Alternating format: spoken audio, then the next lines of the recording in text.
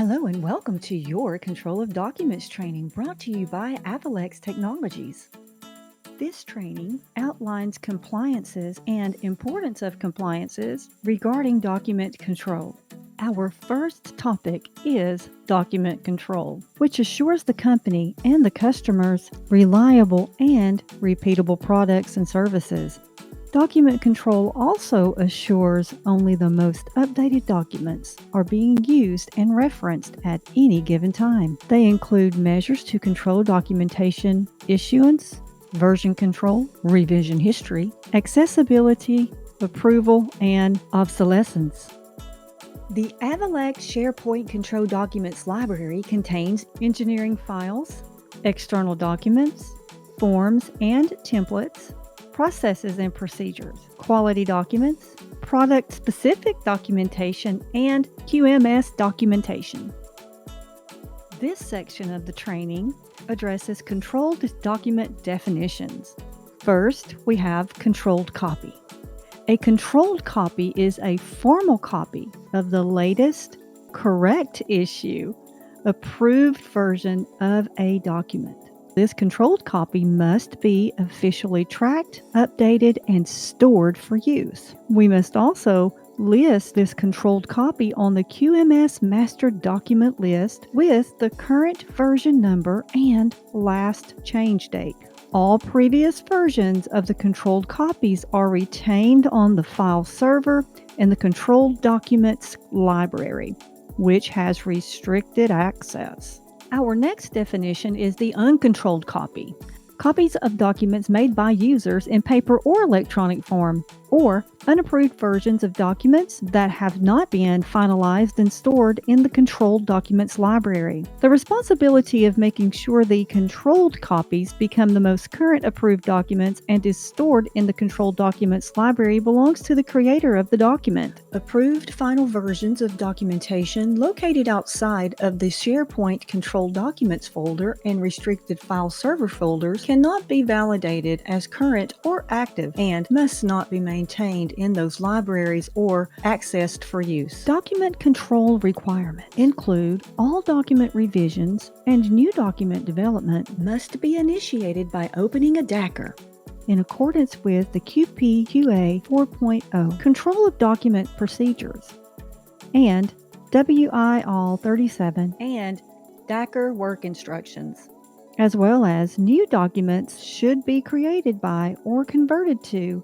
one of the approved Avalex templates found in the SharePoint under Controlled Documents, Forms, and Templates. TMQA 02002 Work Instructions Template, TMQA 02003 Operating Procedure Template.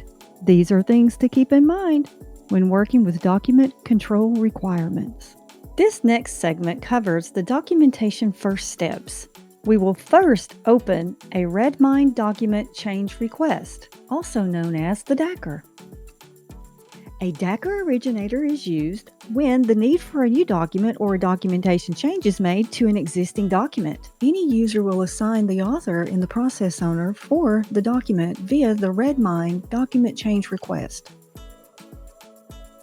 The DACR must include a document name, document number, proposed modifications clearly detailed, and the rationale for these changes.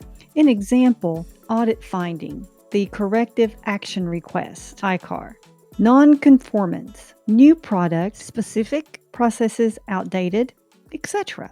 The document process owner receives a DACR request and evaluates for acceptance, adds watchers to the DACR, including assignees, peer reviewers, approvers, adds specific details about new document content or documentation changes being requested to existing documents, and submits to documentation specialist, CM specialist, to pull the current approved version or set up a template for the new document and assign document number. Our next section is documentation setup. Documentation specialist and CM specialist pull approved working documents from the file server storage for document revisions.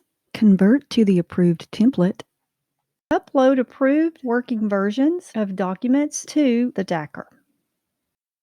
They temporarily delete documents in SharePoint, upload placeholder documents into SharePoint. For new documents, they assign document numbers and upload templates to the Dacker. Documentation development. The writer creates a draft of the new document or edits an existing document. For document changes, the writer identifies changes to existing documents in the Dacker. The writer then uses a draft version, numbering, and reassigning the Dacker for peer review. Documentation review. Peer reviewers provide feedback in the Dacker. Writer evaluates feedback and makes any additional changes. Then the writer sends to the documentation specialist for editing, formatting, conversion to approved template, high-level identification of missing or inconsistent information, and the documentation specialist and writer work together, finalizing the document as needed. Document storage. Documents in SharePoint are copies of the original documents stored on the file server. Most SharePoint documents are PDF versions of the master Word documents and are not intended to be edited. Take caution, it is not recommended for users to convert PDFs to Word documents as it generates document corruption and formatting issues, especially after multiple conversions. Corruption issues include scrambling and/or removal of words and graphics, the addition of random line breaks, excessive increase in file size making it difficult to save, and the removal of styles or formatting. New document control requirements. Documents under revision will be deleted from SharePoint, preventing multiple revisions occurring concurrently, and outdated versions are not being referenced. Master versions, including Word versions of PDFs, are stored in a restricted access file server location. Placeholder documents are uploaded in place of the deleted document.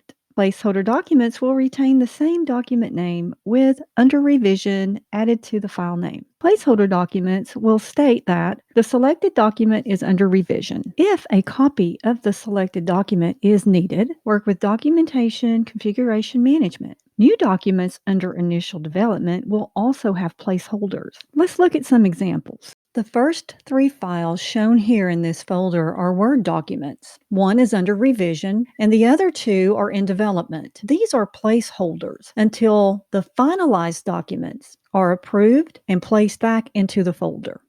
Draft version numbering. New documents being developed should be numbered 0.1, 0.2, etc. until they are finalized. Final revisions numbered are -A, B, C, etc. For an existing document, add decimal number to the previously approved version. For example, if a document's previously approved revision is revision B, the draft version numbering would continue to B.1, B.2, B.3. This should change every day that the document is updated. When the document is finalized and approved, it will be changed to revision C. The decimal numbering helps to identify documents as draft versions, and sequential decimal numbering prevents draft versions from getting crossed up. Revision history. The revision number and the date in the revision history table must match the same content provided in the heading. Only the Dacker number is indicated in the revision history table for the change activity. Document approval. Documentation specialist performs the following actions. They convert most documents to PDFs, except for the majority of checklists and forms. They send the Dacker to approvers for electronic signatures. Upload final approved PDFs to SharePoint and copies to file server. Upload final Word versions, as applicable, to the file server. Update QMS documentation index. Add notes to the Dacker about upload to SharePoint and closes. They close Dacker email with final notes, automatically distributed to all Dacker ticket watchers. It is important that all impacted parties have previously been added as a watcher. Communication and training. Managers are responsible for ensuring all impacted employees receive communication and/or training about documents or processes that have been changed. Managers are responsible for making sure all associated On the job, new hire and annual training is updated and applicable. This includes tour job rotation training, job specific training, and cross training. Types of training or communication may also include team meetings, presentations, and sign in sheets, emails requiring documentation for reading, followed by signature verifications or online quizzes. Updates to existing online training, development of PowerPoint presentations, and or additional training materials. The documentation specialist can help you with this. Obsolete and superseded documentation. An obsolete document has been tagged as no longer being appropriate for the purpose which it was created. Superseded documentation is a document that has undergone revisions and should not be used as the primary source for content. These documents are moved to the network server in a restricted access folder. Employees are responsible for identifying obsolete documentation that should be moved from the SharePoint server to the file server. All employees are responsible for identifying obsolete documentation references in other documents as well. In accordance with AS 9100, Avalex prevents the use of obsolete, superseded documentation by storing them in a restricted area network folder.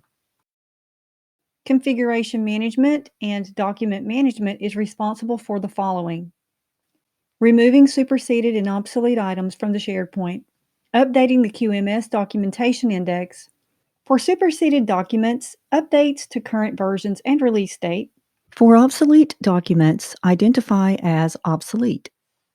And additionally, update the obsolete documentation tracking document to track removal of references to obsolete documents from other documents.